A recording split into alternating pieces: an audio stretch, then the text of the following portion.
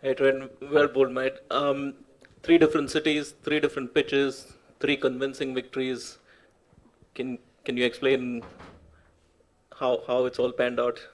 Um, yeah, it's all happened pretty quickly, obviously. Yeah, it's been a busy schedule, but I think I said earlier in an interview in this tournament that the challenge will be moving around the country with the different wickets and conditions that we face. But yeah, the guys have been clinical so far and delivered the plans that we've spoken about with the ball, and yeah, the batting's going nicely as well. So understand there's a lot of cricket still to come, but it's a good position to be in. 3 from 3. All the pre-match talk was about the Chennai wicket being low, slow, and with lots of turn and stuff like that. Were you a bit surprised at the nature of the wicket, and did you just adapt to it when you bowled the first ball, or was there kind of a preconceived notion before you go in? Yeah, I think you can always gauge a wicket by the nets in a way, and I thought the nets were very good. It's hot. Yeah, I thought the wicket was very hard and offered a little bit of pace, which is probably not the description you normally take coming here to Chennai, but yeah, like I said about the plans, the boys had plans in place, be as accurate as we can, try bowl good balls and manage to take wickets throughout the innings, and generally it's a pretty good recipe. So yeah, 250 to chase I thought was a decent score, and it was nice to clip that off in the end. Last two from me. A word on Kane. It's almost like he never left. Yeah, no, definitely. Yeah, no, he's very comfortable out there in the middle, and yeah, quality knock after 6 or so months off. Yeah, so I'm sure he enjoyed that, and you know, big contributions there by Daryl and Glenn at the end. Obviously, finished it off nicely. So nice to get the points, and good to watch. Last one. When did Daryl Mitchell decide to hit that first ball for a six? Was it like 3 4 days before? Yeah, at least. He would have been thinking about that a long time, and yeah, I'm sure he have that replay on repeat, no doubt. Hey Trent, like again a lot of talk about spin and stuff, but today the way Lockie bowled was more or less like Wagner bowling with one-day restrictions in place. So, what is the plan behind that? Like continuously hitting the deck and bouncing batters out, you know, and they try hitting you out for a six.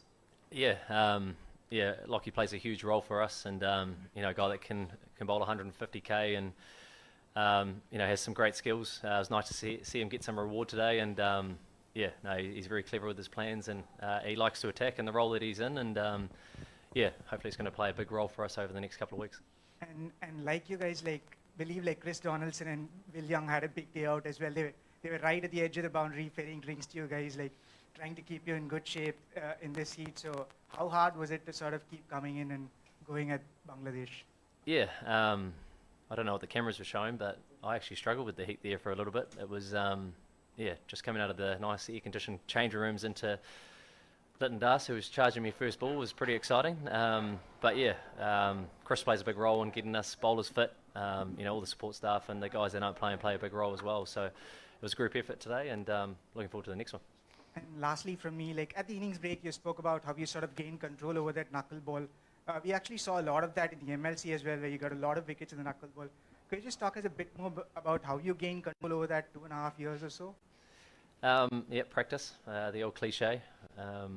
Yeah, I touched on with Athers at the halftime break that I've been lucky enough to play with some decent bowlers over the years, and sharing secrets and asking questions is always the way forward. But yeah, I think over here on good wickets you have to have a couple of balls up your sleeve that you can go to under pressure, and yeah, touch wood, is coming out all right, but yeah, I enjoy bowling it.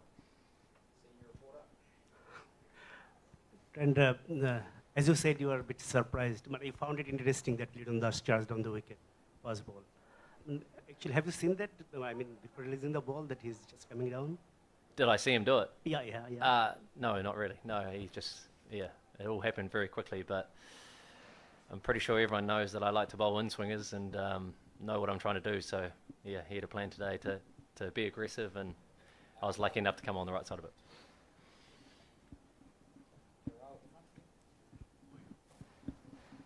Like 200 ODI wickets. Can you talk to us about whether that was something that you ever thought you'd get to, and what's the feeling like being there?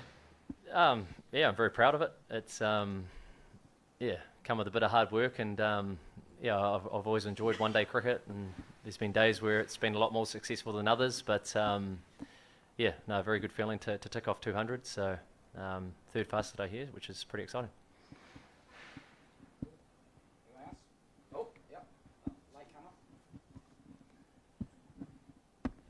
Trent, you're playing back-to-back matches here in Chennai, and then you have another couple of matches in Dharamshala as well coming up. Do you think that sort of gives you a sort of breathing space in terms of like preparing for conditions for games leading up?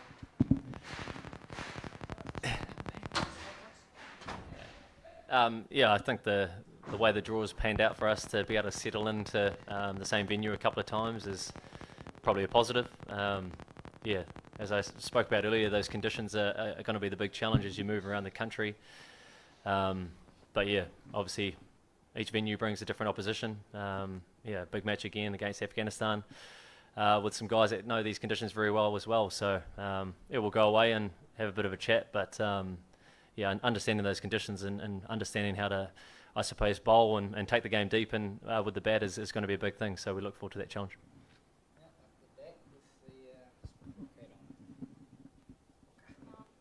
Kia ora. Kia ora. So many of the, I'm sorry for the Springboks cap, by the way.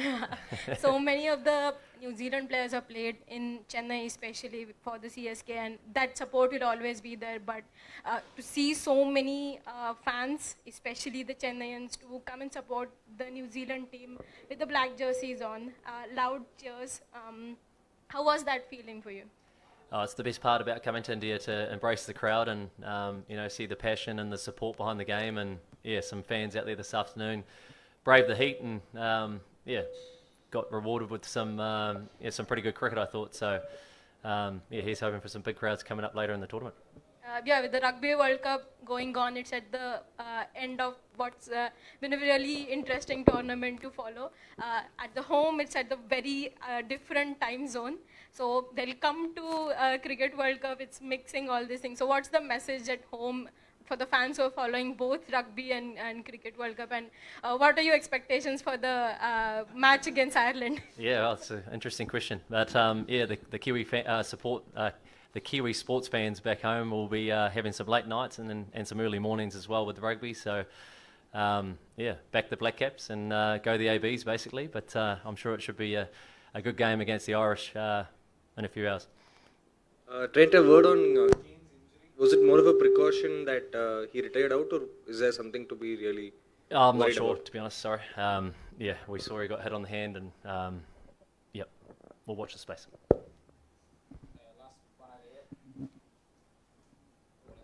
Team New Zealand have always won first three matches in 2015 World Cup and then 2019 World Cup, first three matches. And once again in 2023, you have won the first three matches. Brilliant. So England and Netherlands and Bangladesh, which gave you a real fight? You know, like, because we watched all the three matches, but so, like, which one gave you a real fight? Like out of these three, England and Netherlands and Bangladesh. Which one was the biggest fight? Yeah, like the real tough one.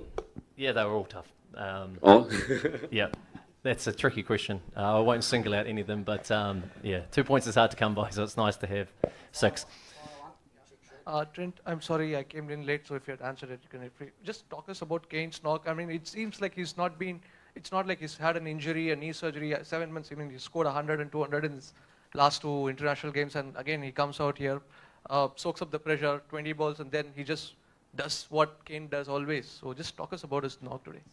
Yeah, great to have him back, first of all, and obviously a key player for us. So, yeah, no, the guy's very comfortable at the crease, very familiar with how he wants to play his cricket, and yeah, you touched on soaking up some pressure at the start to begin with, but yeah, he plays good cricket shots, puts pressure on the bowler, and generally that's a pretty good recipe. So, nice to see him out there getting some runs and playing a role for us.